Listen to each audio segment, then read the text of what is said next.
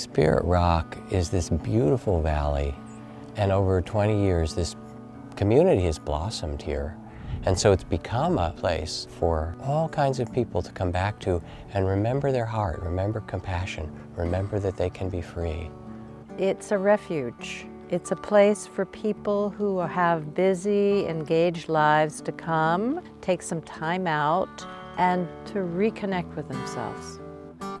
Spirit Rock is a Buddhist meditation center in the Theravadan tradition. And it has a very unique voice in the Dharma world. Not only does it have a retreat center that focuses on deep, long-term, silent retreat practice, but it also has this community center that's really about how do we integrate Dharma into our lives? How do we actually live this stuff in our relationships, our families, our work, our just day-to-day lives? Are you happy? Do you feel like you have healthy relationships? Are you doing the work you need to be doing in the world? Do you love well? These are questions to ask yourself. And people who tend to be so busy, which is most of us honestly, don't have a chance to look inward.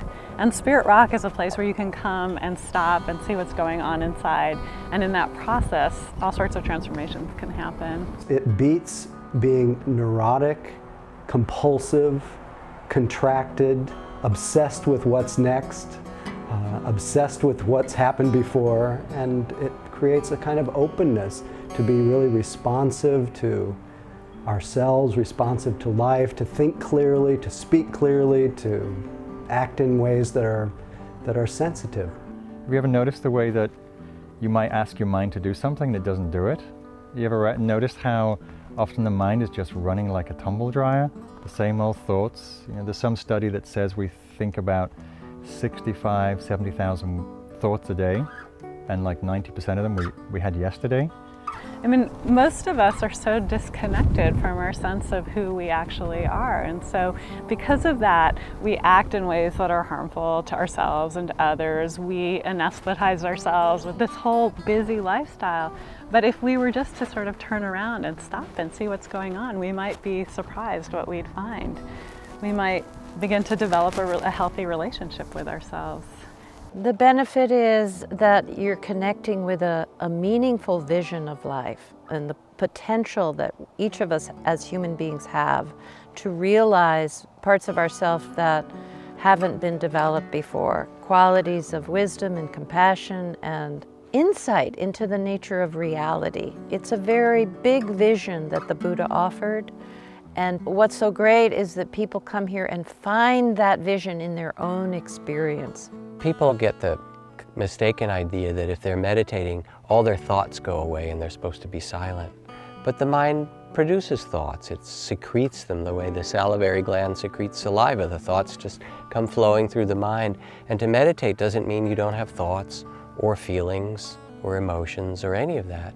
To meditate is the mindful presence that knows, oh, here's planning thoughts, here's future thoughts, here's excitement, here's sadness. It's the awareness that we learn to trust and rest in. And then it becomes possible to be with the kinds of thoughts and feelings that we all have as human beings and learn to be centered and compassionate in the middle of them.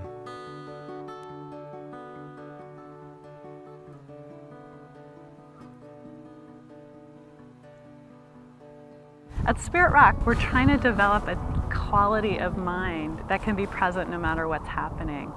So it's not about getting so lost in the story and trying to unpack and figure it out in the way that therapy does. It's trying to develop a kind of spaciousness, ease, and happiness and joy no matter what the conditions of life. Our mind is telling us, no, it can't possibly be this everyday reality. It has to be something else, has to be something more, something better. So it keeps us in this forward toppling motion of always seeking something in the future. And so the teachings are constantly saying, stop grasping, stop futurizing, hoping that some joy is going to happen at some time in the future, but to say, actually, no, it's available right here.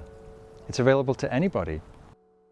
What mindfulness does is you start to begin to see a thought is just a thought. It's just a thought that if I don't have this person in my life, I'm going to die. It's just a thought. You don't have to believe it and follow it. And in that way, you're not taking it so personally.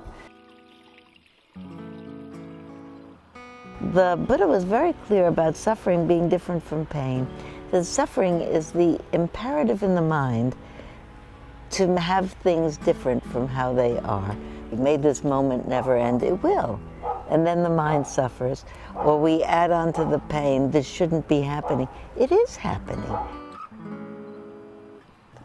One of the beautiful things to understand about the way that the Buddha taught, and that's been carried on for thousands of years, is that like a bird flies with two wings, the teachings of the Buddha have wisdom or clear seeing, freedom, is one wing, and compassion and love is the other, and that the two have to go together for us to move through life beautifully. What we do at Spirit Rock is to develop or touch into the deep compassion that we each have within us when we listen, and marry that compassion, join that compassion together with deep understanding so that we can live wisely and lovingly. Spirit Rock is a training ground to develop the quality of equanimity, which is a mind that can be okay and balanced no matter what's happening in life. So no matter if you win the lottery or lose everything, you can still have peace and joy that is not dependent upon conditions. Turning your attention inward is not easy. So we like to offer people as much support for that as possible. People who thought I'd never be able to meditate discover that they're able to come and do it, and it really begins to serve them not just here at Spirit Rock, but as they go home as a regular part of their life. The classes and pretty much everything at Spirit Rock is very experiential, it's very hands-on. So although we'll give some techniques and some overview, some context, it's really about a direct experience. We have this beautiful meditation hall for the residential retreats and another big meditation hall for all our classes. And people will come and sit together, and there'll be instruction and a way to sit in a centered way in your posture, however you've chosen, in a chair or a cushion some people like. There'll be instruction in how to do walking meditation, and we do that as well as a way to move the body and still stay mindful. And usually we sit down for a 45-minute session or a half an hour where you sit, and we invite you to settle down and feel your body and know that you're a human in a body, which is not always easy to do, and feel your breath and notice your breath coming and going and just connect with that.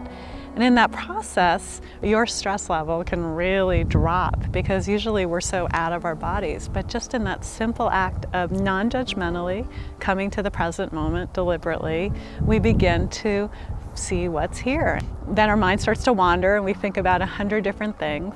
And then when we notice that we've been lost in thought, even if it's 20 minutes or half an hour, the whole time, we just say, okay, thinking, and then come back to our breathing. That's the start of meditation.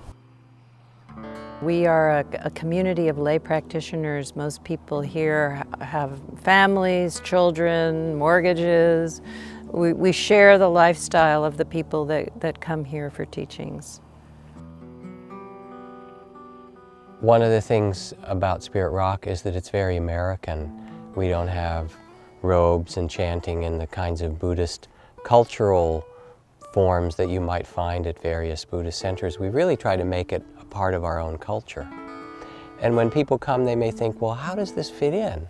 For me, I have a busy life and I'm an American, but they find that when you come into a place of serenity and meditation, it reminds you of a different way of being that you've known all along, that you've known since you were a kid. And it becomes absolutely natural to you. The teachers are very tuned into each individual and really try to offer personalized guidance. And I have found anytime I've meditated here and being a teacher myself that the relationship is very key to success. One of the things that people find that's really so helpful is to meditate with other people. And it's a beautiful thing to go out and sit under a tree or meditate at the edge of the ocean. But often, if you want to establish an ongoing meditation practice, it's really helpful to have a collective or a community with you. So then when you're sitting there and restlessness comes, or sleepiness, or the various other thoughts that come, there's the support of everybody around you. The way that Spirit Rock has grown, silent retreats, which are exquisite, are only one part of what we do. There's a whole mandala or circle of awakening that we attend to. We have classes and days of practice and retreats. We have a whole range of offerings. We have programs for families, we have some teen programs, we have young adult programs, we have a huge range of things. We try to look at the whole of life, of people with young children and those who are at the end of their life, and serve them, and bring the same spirit of compassion and freedom of heart and wakefulness into each of these areas. The Buddha said to his followers, come see for yourself. That's where it begins. When you begin to see for yourself what is true in your own experience, and you begin to trust that. I think it's not an accident that at this moment in history, Buddhism is taking off. Our culture is completely stressed out, maxed out. We need something to do that's going to help us come back to ourselves, slow down, not be so distracted. And I think that this meditation practice is a perfect way to address so many of these needs and difficulties in the culture. Now that Spirit Rock has been going for almost 20 years, I see a long future with a great community of people, many of whom have already come and others whom we're inviting in every direction. And that this land and this place and that this community will grow in people's hearts as a place to come and remember who they really are, remember their Buddha nature, reconnect with compassion and wisdom. And as they come, and as they bring their children, as a greater and greater diversity of people come here, it becomes one of the beautiful places in our society, in our culture, which helps sustain the inner life that will transform and bless the people who come and everybody who they touch.